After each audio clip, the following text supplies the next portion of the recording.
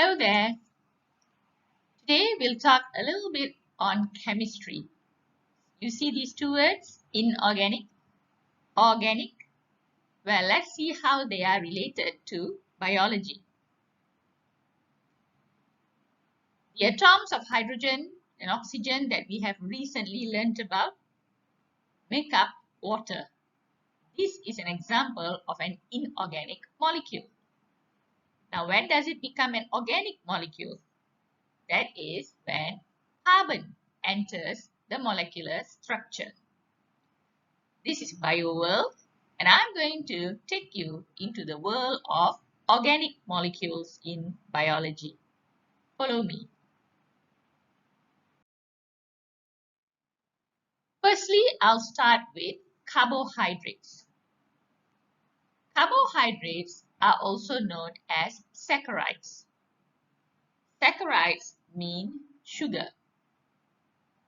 So altogether, there are three types of carbohydrates, which we call as the monosaccharide, single sugar, disaccharide, double sugar, and polysaccharide, that is multiple sugars. In today's video, I'll be focusing on monosaccharides.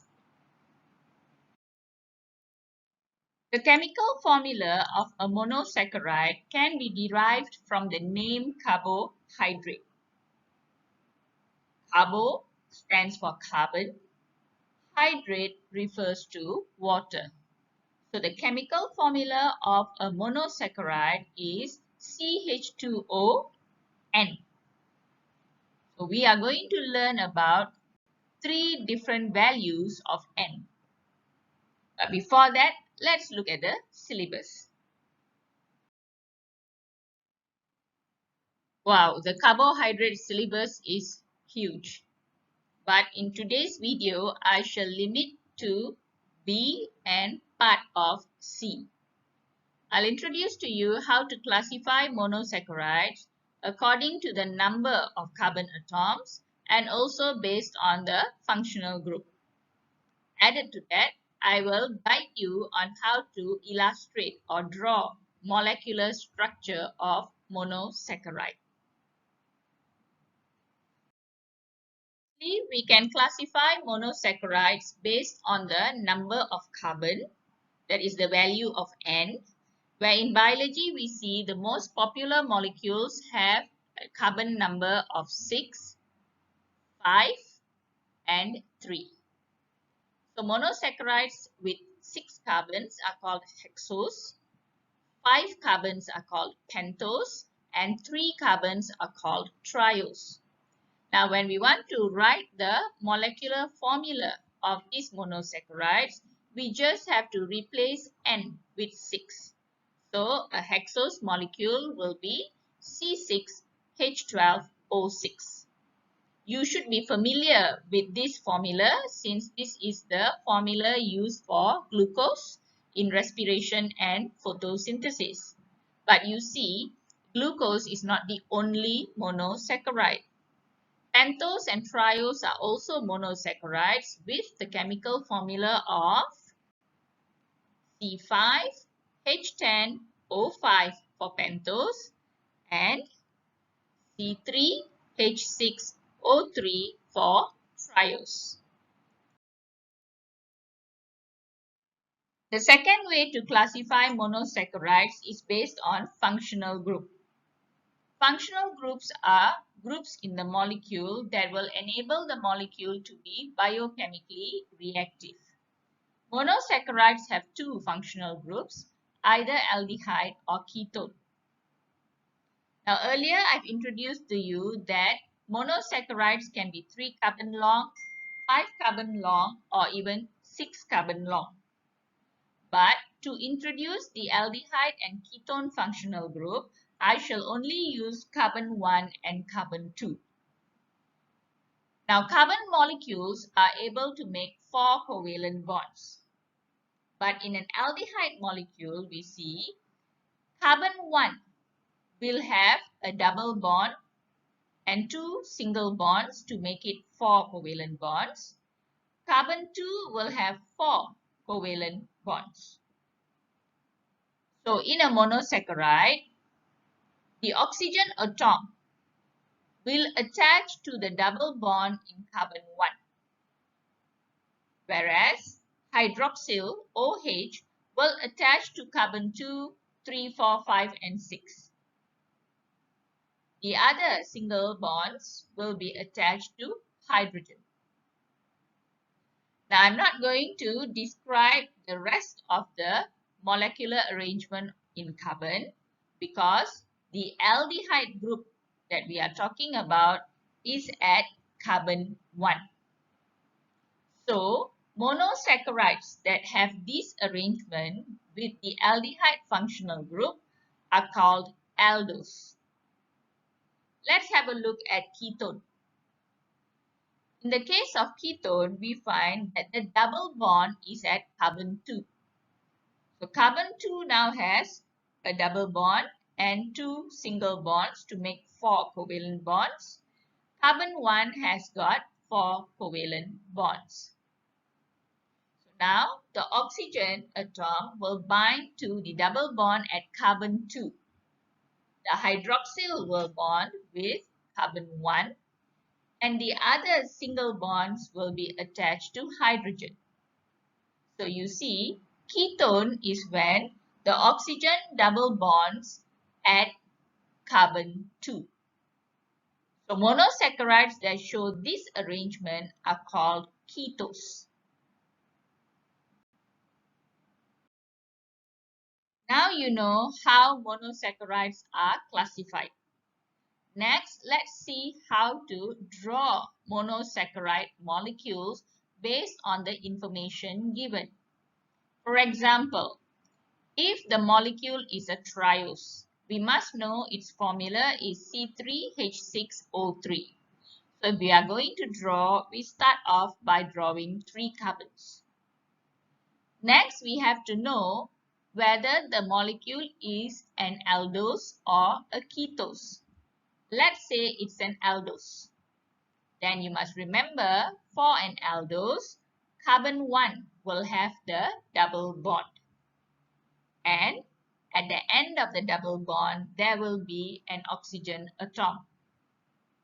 But triose has 3 oxygens. So, the other 2 oxygens will be at carbon 2 and carbon 3. Triose also has 6 hydrogens. So we already have 2 hydrogen at carbon 2 and carbon 3. So the balance single covalent bonds will end with hydrogen 2 to make this altogether 6 hydrogen. So this is the diagram for a triose that is an aldose, and it has its own name, that is glyceraldehyde. Now, how if we want to draw a ketose that is a triose? Likewise, we start with the 3 carbon outline. And then we remember, if ketose, the double bond must be at carbon 2. And at the ending of the double bond, there will be an oxygen atom.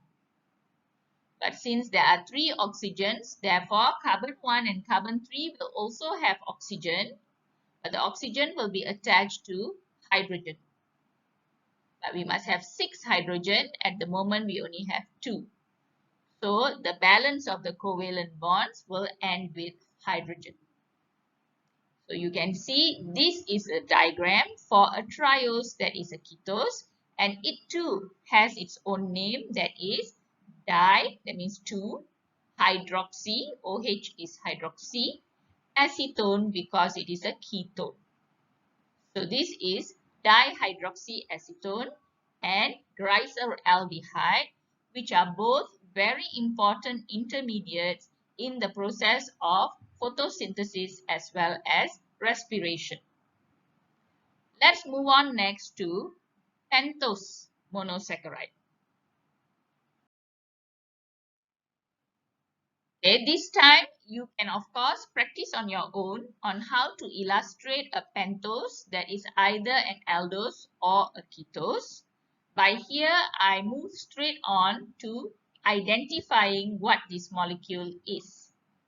So in an exam, they may give you a diagram. So to identify it, the first question you must ask yourself is, how many carbons are present? So if we count them down, you will see there are 5 carbons present. So this will be under the group of pentose. Next, you must ask yourself, where is the location of the double bond? So in this case, the double bond is at carbon 1. If at carbon 1, this will have to be an aldose. So the diagram here is a pentose, that is an aldose, and of course it has its own name, that is ribose. Ribose actually is the carbohydrate necessary for the synthesis of RNA, the ribonucleic acid found in our nucleus.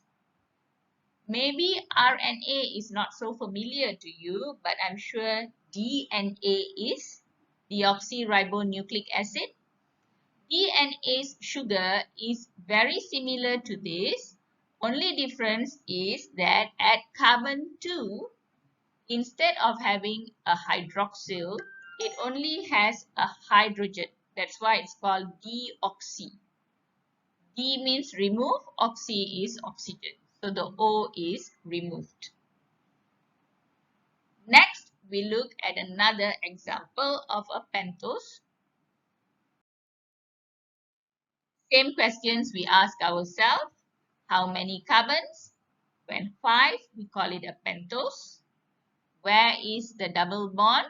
At carbon 2, so it has to be a ketose. So the name for this molecule is ribulose. And ribulose is an intermediate of photosynthesis. So far we have seen the drawings for a triose and a pentose. We move on to a hexose. Now I'm going to show you 3 diagrams of a hexose molecule, and I want you to observe what are the similarity and differences between the 3. Firstly, the similarity. All 3 molecules have the same number of carbon, that is 6, making these 3 molecules a hexose molecule. Next, let's look at the difference. The difference is in the functional group. The first 2 molecules have the double bond at carbon 1, whereas the third molecule has the double bond at carbon 2. So the first 2 are aldose and the third is a ketose. Now between these 2, if you watch very carefully, you can also notice a difference between them, where the hydroxyl is moved to the left for the second molecule. So the first molecule, where the hydroxyl on carbon 4 is on the right, is actually the glucose molecule, and if it is on the left, that is the galactose molecule. But a hexose, that is a ketose, is only one, that is fructose. So now we are able to see the diagrams for each type of carbohydrate and identify them correctly. So far, we have been illustrating monosaccharides in a linear structure. But the longer monosaccharides that have 5 carbon or even 6 carbon actually react to water by becoming a ring-like structure. This ring-like structure is made possible because of the functional groups of aldehyde and ketone. We take, for example, the molecule of glucose, which is an aldose. So the functional group of aldehyde here will react with the hydroxyl at carbon 5.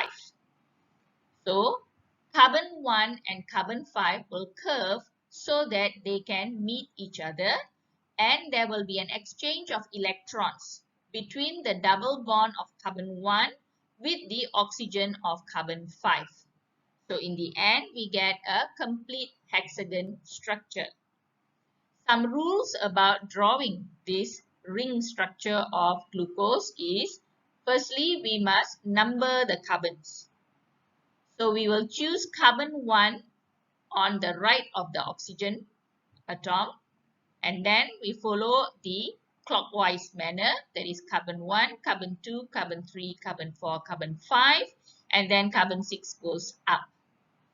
How we arrange the OH and the H is according to the linear structure. Molecules that are on the right will be arranged down, and molecules that are on the left will be arranged up. Only the H and OH at carbon 1 can actually either be positioned downwards or upwards. Like here, the hydroxyl is down and the hydrogen is up. This structure is that of alpha glucose. So normally I remember alpha glucose by looking at the hydrogen position above. A for above, A for alpha. Now this arrangement at carbon 1 can flip, whereby hydroxyl goes up and hydrogen goes down. So when the ring structure takes this shape, we call it beta glucose, where I look at the hydrogen is below, so I call it beta glucose. B for below, B for beta. But if they ask you to define the difference between alpha glucose and beta glucose, please answer based on the position of the hydroxyl. The position of the hydrogen is just a guide for you to quickly remember which is alpha and which is beta.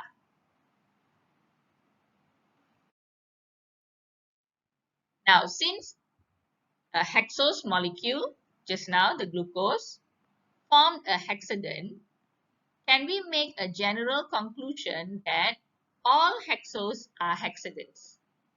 Unfortunately, no. Hexose can be a pentagon. When? This happens when the functional group is a ketone. So now carbon 2 will react with carbon 5. And we get a pentagon-like structure. Now if we number the carbon, so here will be, actually down here is carbon 1. Here is carbon 2. Here should be carbon 3. Carbon 4. Corner is carbon 5. And finally up here is carbon 6. So you can see, if you count the carbons, you will realize this is a hexose molecule and not a pentose molecule. There are 6 carbons. And you see the oxygen is now being shared between carbon 2 and carbon 5. This molecule is the ring structure for fructose.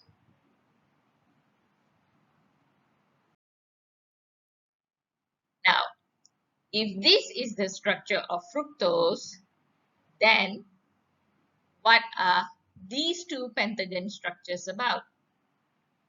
This is normally how exam questions can confuse you. So as I have mentioned, the first rule is count the carbons. So if we look here, this diagram has got no carbon on the side. So we start from here, carbon 1, carbon 2, carbon 3, carbon 4, carbon 5. Since there are only 5 carbons, this is a pentose molecule. Then we look at the difference between them. If you are careful, you will notice the difference is at carbon 2. Here there is only a hydrogen atom, whereas here is a hydroxyl molecule. So the one without the oxygen will be deoxyribose, and the one with the oxygen will be ribose. So these are all some clues on how you can identify the correct molecule for the question. So I'll see you in my next video when we discuss disaccharides. Bye bye.